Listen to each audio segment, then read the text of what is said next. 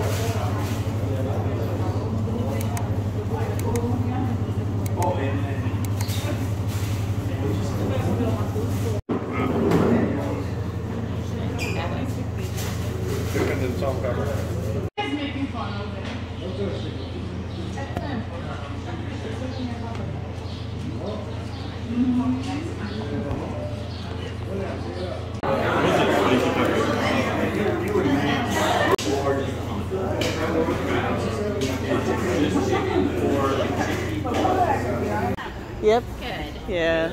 Was he nice to you? All right, up next we're about to go to, let me try to read it, Magdala. I guess it's a museum, but I'm not sure, but I'm gonna tag you guys along as always, as best as I can, if they allow us, to be honest. But we just got done eating. I had some hummus and pita and got Sprite, and also this drink right here. The Sprite is really good, very lemony, just the way I love it. So let's go ahead and check out this other place. I'm connected with my group right now.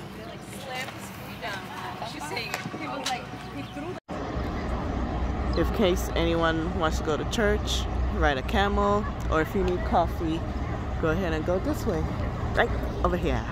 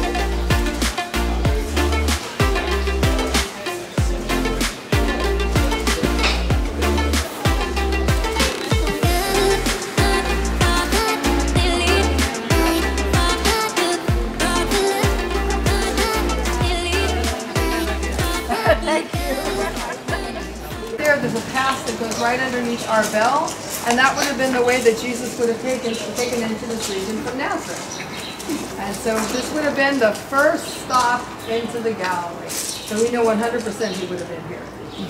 And this was the traditional home of Mary Magdalene. And so we know that Mary Magdalene and several of the women actually supported his ministry. And so we know he would have been here many, many times. In fact, well, remember, a prophet's not accepted in his own hometown. Right. And so, if you remember, after his famous synagogue speech in Nazareth, the people were infuriated. In fact, they took him to a brow of a hill and wanted to throw him off. And Scripture says, and is this Joseph's son? And Scripture says that he disappeared in their midst. And the next thing we know, he's in Capernaum and in the Galilee, in the center of his ministry. And this becomes the center of his ministry.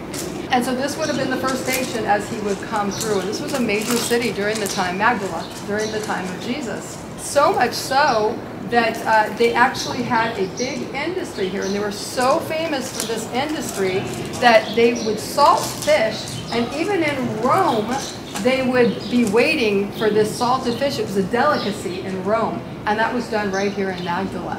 So, and as we go by, you'll see some of the little pools for the fish that were salted here. Now, who did Jesus hang out with? Fishermen, right? So can you imagine how many times they would have caught their fish and brought them right back here to Magdala? Wow. Interesting. I mean, literally, in 2006, you see the sign right there. The Catholic Church decided to build this hotel. And they were building the hotel, and guess what? They hit, boom, archaeological excavations. They had to stop the whole project, and they started to excavate. Can you imagine the excitement when they found a synagogue from the time of Jesus? Wow. So when I take you to Capernaum, you're going to see a synagogue from the 3rd, 4th century. This isn't over the synagogue from the time of Jesus. This existed during the time of Jesus. So we can tell you 100% he was here. Wow. You could have taught him the synagogue, but he was here at this synagogue. This is the Magdala stone. It was an incredible find that we found here in the synagogue, which actually has certain emblems of the Holy Temple. Like you can see the oil lamp and various things from the Holy Temple around it. This is the menorah. On this side, you can see a menorah, which a menorah is the 7-branch, right, candelabra, whereas as opposed to the Chanukiah, which is for the 8 days of Hanukkah, plus the lighting candle, which is the 9-branch, that's for the Feast of Hanukkah, the menorah actually sat in the Holy Temple. So this is the oldest Jewish emblem in existence, by the way. Wow. Right? And so the menorah sat at the temple. So all of these things that we're looking at on this, what's so special to us is the fact this was actually made when the temple existed. So that means that that's as close as we can get it to what it looked like, because the people that were carving this and making this actually had been to the Holy Temple and they knew what it looked like. That's what's so amazing to us. And they also have something, a beautiful flower that we call the Magdala flower, which is the emblem of the Magdala stone. And so really awesome. Now let's take a look at the synagogue. Synagogue in Hebrew is Beit HaKnesset, and that means house gate. That's our parliament building is called the Knesset. Right?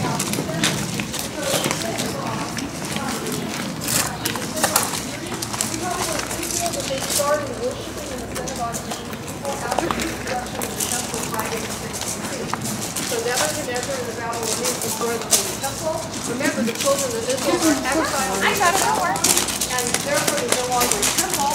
And if you remember the song, by the rivers of Babylon, there we wept as we remember Zion. And so they were dreaming about going back to the land. We know that that happens under Cyrus and the Persian, the edict. They come back to the land. But when they were in exile, that's probably when they started building these houses of worship. Although the oldest synagogue that we've uncovered, the oldest synagogues are going to be Masada, and this is also a 1st century synagogue as well. And so a very old synagogue that we uncovered. And so this did not replace the Holy Temple, guys. Remember that Jesus and the Galileans made Aliyah. Remember what Aliyah is? Ascent. Right? Right? Immigrant. When you're an immigrant, you make Aliyah. Because you never went down to Jerusalem. Scripture says you went up to Jerusalem. And so Aliyah is sin. So 3 times a year they would make Aliyah to the Holy Temple for the Feast of Sukkot, the Feast of Passover, and the Feast of Shavuot. Jesus and the Galileans would make a 10 to 12-day journey to Jerusalem. This did not replace the sacrifices of the Holy Temple. This was for Saturdays, Shabbat, right? This is for Sabbath services. This is, and in Sabbath services, and it was also for bar mitzvahs, also for just like there's something called Beit Midrash, where the Jewish people, and still to this day, they get together and they start reading scripture, and then they start arguing about it, digging in, trying to come to the conclusion. That's called Beit Midrash, and that's a very common word that is still in use to this day. So Beit Midrash was done in the synagogue, weddings. So this was not a replacement for the Holy Temple, but it was for the weekend worship and all of those things that we mentioned. Now, the Jewish people on Rosh Hashanah, the Jewish New Year, they start reading from the book of Genesis. Okay? So on the Jewish New Year, we start from boom, first chapter of the book of Genesis, and there's a Torah portion every single week that we read. And they go on, they just keep going on. They finish here, the next Saturday they pick it up and there's another portion. And every single week, that's how our Jewish boys, when they're 13, have been studying for 3 months in advance or 6 months in advance, because they know on what day, what scripture their bar mitzvah is going to fall on, so they're practicing. And God always has a sense of humor, because it's always with their voices cracking, that they're having to get up in front of their peers and family and read publicly the Holy Scripture before they pass into manhood. And so, even in the time of Jesus, that's what they did. They had Torah and also Haftorah, the rest of the Scripture and the prophets, that they would go on. And that's why when Jesus got up, and it said, and he wasn't just getting up in Nazareth and reading from Isaiah because he felt like it. It says, as the custom was. He fell on that book of Isaiah. That's not what made him mad. And so, literally, he started reading. That was the time that he would have read. So, the Torah, or the Torah scroll, was rolled in an ark and placed inside the synagogue. Now, this is what's so interesting. See that stone right there? That's a stone where it was rolled open, and you can see where the two wooden scroll pieces would have been laid, and they literally would have read scripture from there. Isn't that awesome? Yep. So Jesus could have actually literally been right there reading scripture right there from that stone. And so that's it, the Beit Knesset, or the synagogue. We can also see a replica of the Magdala stone on that side, and some of the beautiful mosaics. But again, this is one of the oldest, and especially from the time of Jesus, synagogues that we're going to cover together. We can just take a look and we'll walk around. Usually this was a hotel, and boom, they just hit the ground and literally find Magdala. So how did they continue the hotel? They had to stop for a couple of years, and then the excavation started, and slowly but surely, they started building the hotel. The sign during 2006, and covering of a stone 2009, covering the synagogue 2009. And look at how there was nothing here. They were just excavating a small door, and not even a hotel.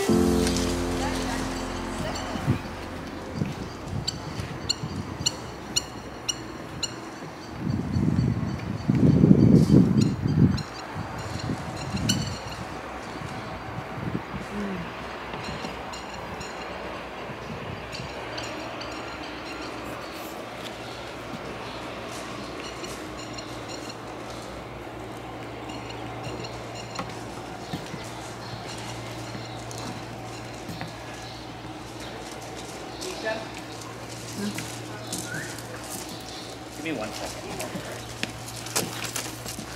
Can you help?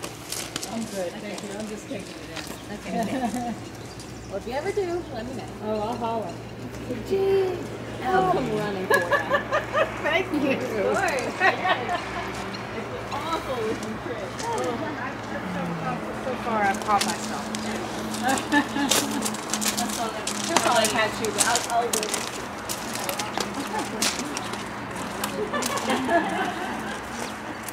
I know, right?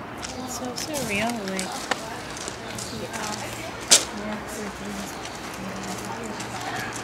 I know. Now I just want to travel back in time and just actually be here when he's, yeah. Mm-hmm.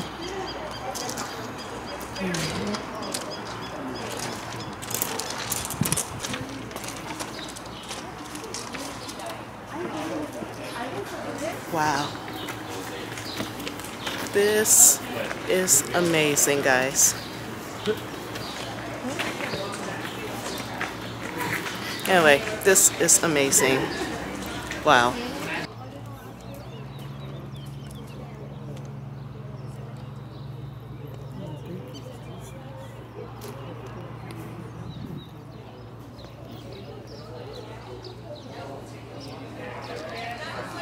There we go.